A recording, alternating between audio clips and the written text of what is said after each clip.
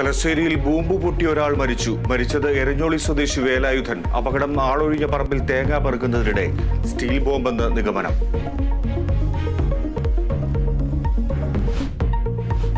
മാസപ്പടിയിൽ മുഖ്യമന്ത്രിക്കും മകൾക്കും ഹൈക്കോടതി നോട്ടീസ്. നടപടി അന്വേഷണം ആവശ്യപ്പെട്ടുള്ള മാത്യു കുഴൽനാടന്റെ ഹർജിയിൽ CMRL ഉൾപ്പെടെ എതിർകക്ഷികൾക്കും നോട്ടീസ് അയക്കാൻ കോടതി നിർദ്ദേശം. സ്വാഗതാർഹമെന്ന് പ്രതിപക്ഷ നേതാവ്.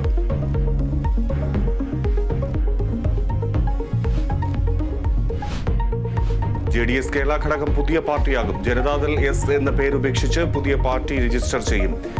LDF-നൊപ്പം തന്നെ നിൽക്കുമെന്നും മാത്യു ടി തോമസ്.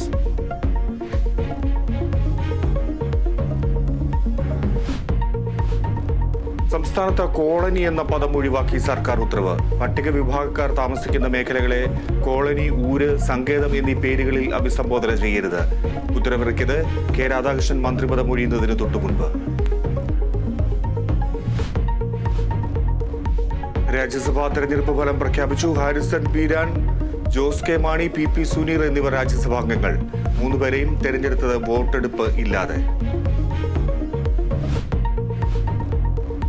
പാലക്കാട് വിഷം കഴിച്ച് ചികിത്സയിലായിരുന്ന കർഷകൻ മരിച്ചത് പുതുശ്ശേരി സ്വദേശി രാധാകൃഷ്ണൻ. കടബാധിതയെന്ന് ബന്ധുക്കൾ.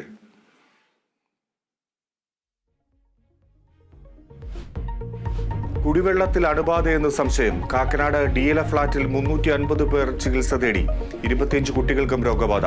ജലസാമ്പിൾ ശേഖരിച്ച ആരോഗ്യവകുപ്പ് അധികൃതർ. ആശങ്കപ്പെടേണ്ട സാഹചര്യമില്ലെന്ന് ഫ്ളാറ്റ് അസോസിയേഷൻ.